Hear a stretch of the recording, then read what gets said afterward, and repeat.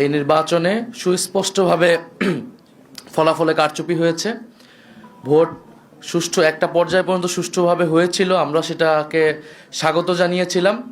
কিন্তু ফলাফল যখন ঘোষণা করার সময় হয়েছে, ওই সময়টাতে স্পেসিফিক অনেকগুলো আসনকে টার্গেট করে, আপনারা দেখেছেন বাংলাদেশ খেলাফত মজলিসের আমির আল্লামা মামুনুল হক ঢাকা 13, সেই আসন, ঢাকা 8 আসন, বাংলাদেশ জামাত ইসলামের সেক্রেটারি জেনারেলের আসন, এরকম স্পেসিফিক কয়েকটা আসনকে টার্গেট করে সেটার ফলাফল পরিবর্তন করে দেওয়া হয়েছে।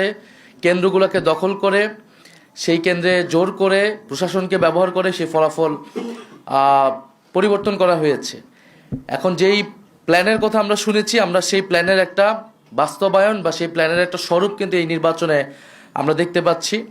এবং এই ধরনের ফলাফল কারচুপি করে যারা পুরনো আমলে আওয়ামী লীগ যেইভাবে নির্বাচন করেছে, সেই ধরনের প্রচেষ্টা আমরা যাদের ভিতর দেখতে পাচ্ছি, তারা কিভাবে রাষ্ট্র পরিচালনা করবে, কীরকম দেশ পরিচালনা করবে, সেটা নিয়ে জনগণের মধ্যে প্রশ্ন এসেছে। এবং নির্বাচনের পরদিনই যারা তাদের প্রতিদ্বন্দ্বীদের উপরে হামলা, সারা দেশে নির্বিচারে বাড়িঘরে হামলা, আগুন লাগানো, হুমকি এবং এলাকা ছাড়া করতেছে, তাদের কাছে এই দেশের জনগণ, এই দেশের মানুষ কিভাবে নিরাপদ থাকবে সেটা নিয়ে প্রশ্ন এসেছে। এবং সেটার জন্য আমরা 11 দল কিন্তু ঐক্যবদ্ধ হয়েছি। এবং ডক্টর শফিকুর রহমান বলেছেন স্পষ্টভাবে যে এটার জন্য রাজপথে নামার প্রয়োজন হলে আমরা সেটার প্রস্তুতি নিচ্ছি। কারণ এই দেশের মানুষকে, যারা 11 দলের পক্ষে নির্বাচনে কাজ করেছে, নেতাকর্মী সমর্থক, তাদেরকে হেফাজত করা, তাদেরকে রক্ষা করার দায়িত্ব আমাদের।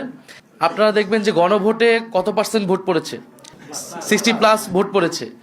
এই নির্বাচনে কিন্তু সুস্পষ্ট দুইটা পক্ষ ছিল, একটা সংস্কারের পক্ষ, পরিবর্তনের পক্ষ, যারা সংস্কার চায়, গণতন্ত্র চায়, চাঁদাবাজি বন্ধ করতে চায়, দুর্নীতি লুটপাটের বন্ধ করতে চায়, বিচার এবং সংস্কার চায়, আধিপত্য তো বিরোধিতা চায়। আরেকটি পক্ষ যারা পুরনো বন্দোবস্ত, পুরনো রাজনীতিকে প্রতিনিধিত্ব করেছে, যারা 72-এর সংবিধানকে চেয়েছে, যারা পুরনো যত ধরনের রাজনীতি আছে, যারা ঋণ খেলাপিদেরকে প্রশ্রয় দিয়েছে, যারা লুটপাট দুর্নীতি, সেই একই রাজনীতি করতে চায়।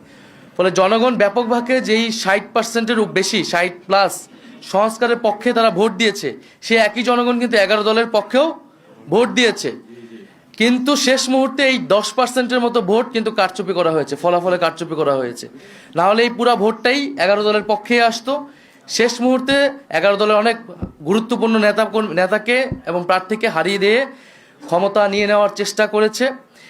এবং আমরা নির্বাচন কমিশনে সেটা সুস্পষ্টভাবে এই অভিযোগ জানানো হবে, প্রার্থীরা জানাবে যাদের, এবং নির্বাচন কমিশন সেখানে কি ভূমিকা পালন করতেছে, তাদের অবস্থান কি, এর উপর নির্ভর করবে আমাদের নির্বাচন নিয়ে চূড়ান্ত অবস্থান।